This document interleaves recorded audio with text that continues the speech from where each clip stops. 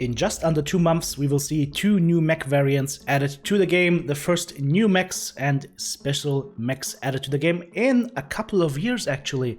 What do you think about this? What kind of mechs do we get? What is the price tag? What do these mechs come from and come with? And do I think it's a good idea to buy them? And should you pre-order or not? Let's talk about that, guys, shall we? Now, PGI recently announced the Stryker booster pack. It's about 55 days as of making this video left in the pre-order time. And let's have a look what's in the pack. Well, we've got new mechs here, we've got a Thunderbolt here, and we have got a Dragon. So no new mech chassis, but new variants. And we got a set of new Warhorns and some new cockpit hanging items that we need to talk about as well. Let's go down here, scroll down, and look into the nitty-gritty details. So the Stryker booster pack comes in at a price of 20 bucks. It ships April 20th, and it contains this Thunderbolt and this Grand Dragon, 2 of each, including the mech base. Okay. It's got the Thunderbolt 10 SE and the Thunderbolt 10 SES. Now, as you can see right here, it's a Thunderbolt here, left side focused, of course, with the missile launcher up on top and something for the arm. The 10 SE is basically the same model, of course. The specific or special variants always just have a different paint job, and they come with a added 30% C-bill boost, so they are nice to have. But the question is, would you want to spend 20 bucks on that? Let's have a look at what else is in this pack. We saw that there's the Dragon 1G and the Dragon 1GS. This is a cool looking paint job, I'm not gonna lie. Like the Thunderbolt paint job seems a little bit more mute, a little bit more like toned down, earthy tones, a little bit dirty. Okay, this one is a little bit more out there. It's like, yo, what's up? I like these kind of like more aggressive paint schemes, so I think that looks good. Let's see what else is in this pack. So in the Stryker booster pack, we will get 8 million C-bills and 200 GSP. 8 million C-bills, for reference, that is enough to buy, depending on what you want to buy, half a clan mech to 1 clan mech, or 2 big engines. So it's not a lot, but it's a nice to have bonus. 200 GSP are in there. That will allow you to take at least 2 of these mechs and just fully skill them out instantly, so that is nice. We get 4 cockpit items in total. We get 2 standing cockpit items and 2 Warhorns. And then we get a themed decal, a themed title, a themed badge, and a themed bolt-on flag with the badge on it for the above chassis types, so this will only work for these 2 chassis. So far, I would say like the most interesting bits in the booster pack items are the 200 GSP and the Warhorns, of course, the cockpit items, and maybe the flag. I mean, the decal titles and badges, I don't really care for that, personally. Now, what happens if we pre-order? We get the early adopter bonus that expires May 18th. And as an early adopter bonus, there are exclusive bolt-ons, additional GSP, and then hanging cockpit items. ×2. Okay, let's talk about these. Well, bolt-ons for the special mech variants. We see here what they have done as a concept art here for the Thunderbolt. So some kind of armor plating on the arms and as well as on the cockpit, and the same here for the Dragon. If I can actually click it properly. There we go. So he gets a little helmet. Okay, little helmet looks interesting, and some claws and some wing types in the back. So I would say the Dragon sketch looks better than the Thunderbolt stuff. The Thunderbolt stuff to me looks a little bit boring right now. If this is something that really offsets the color, something that is really like standing out, that would be interesting. However, if it's going to be in muted colors and whatnot, I don't think it's going to look cool. So I'm not excited about this. The Dragon looks a little bit better.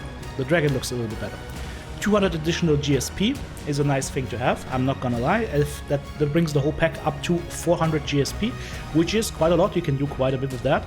And then you get 2 items with a 5% C-bills boost. So you could take your 30% mechs, any existing ones that you have, or the new ones that you get with this pack, and add another C-bills boost on top of that, on top of what you get from your premium time. So that would also be nice to have. Okay. So far, looking at all the items, I mean, you get 4 mechs, a good amount of bonus stuff for mech base, and 4 cockpit items for 20 bucks. That seems like, even for Mechwarrior 4, Mechwarrior Online levels, it seems like a rather fair deal. And Here's a couple of considerations that need to go into this. A, what do these mechs actually have? Yeah. Luckily, the mech specs are down here, and I see one mech where I would say, this looks great, and I see another mech where I would say, careful. Let's talk about Thunderbolt first, because this looks great. You can get up to a 315 engine rating, you've got endo steel, double heat sinks from the get-go, you can add ECM, you can add jump jets, and you can add mask. So you will have a fast Thunderbolt with mask and jump jets. That sounds cool.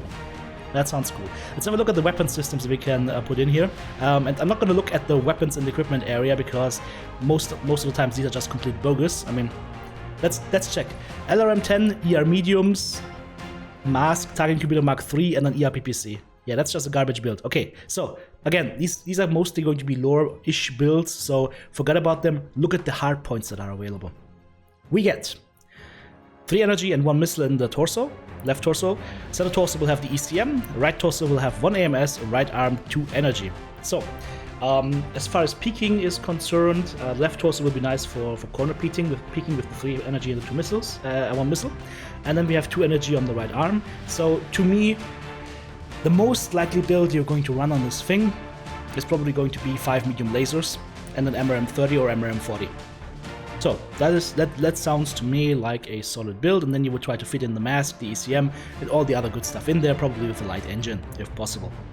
And that sounds to me like a very solid build that could be also a lot of fun.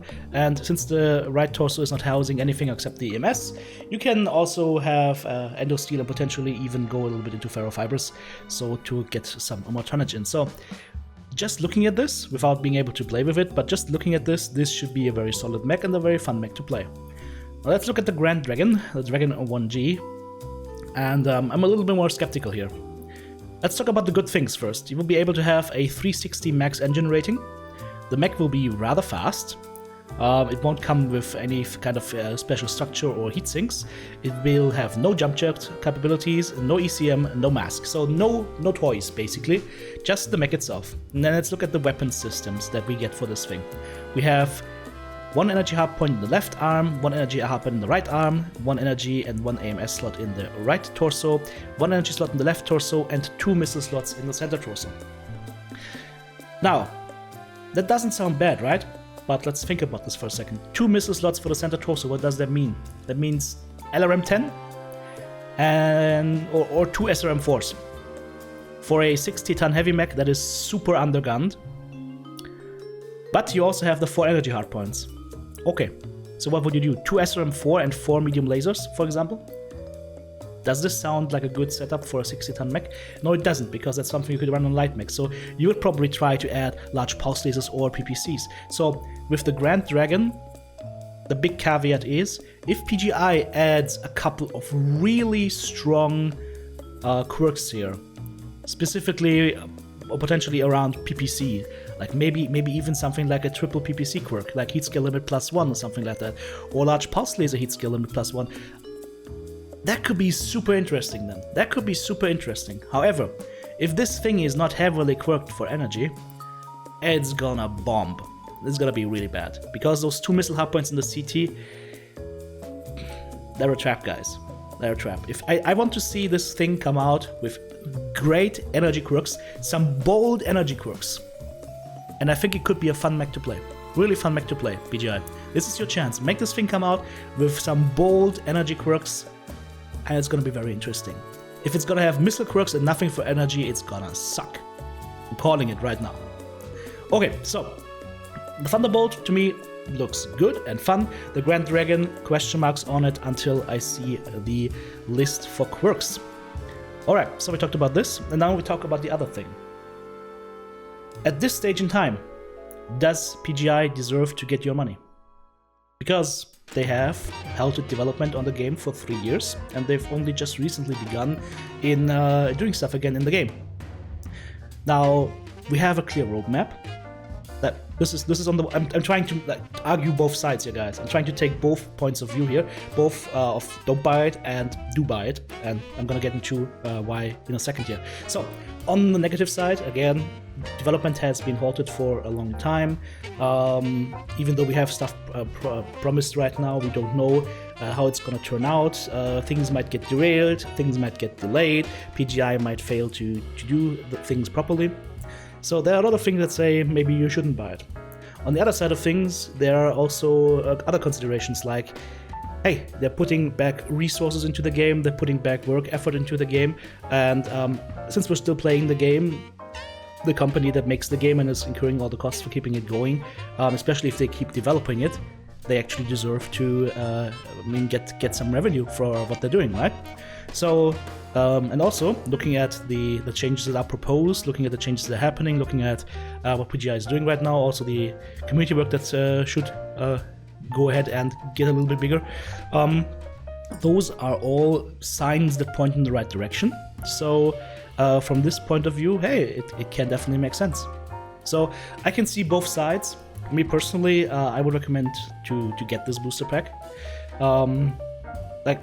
Simply because I'm thinking that if a lot of people actually opt in to spend some money again on MWO, it will give them, especially up in the C-suite, the feeling that they're on the right path and that maybe they should redouble their efforts and do even more, especially in the balancing area. And I think this is a good amount of value here. I mean, we've seen other packs before that were priced differently, where I wouldn't say this is good value, but here basically you get 4 mechs, you get 4 mech bays, you get 2 custom paint jobs, you get 8 million C-bills, you get 400 GSP, you get the 2 hogging cockpit items. Yeah, you know what? I think for $20 that is a fair price for the amount of stuff you get here. And me personally, yeah, I think we've talked about this on live stream, guys, and I've had some more time to think about it.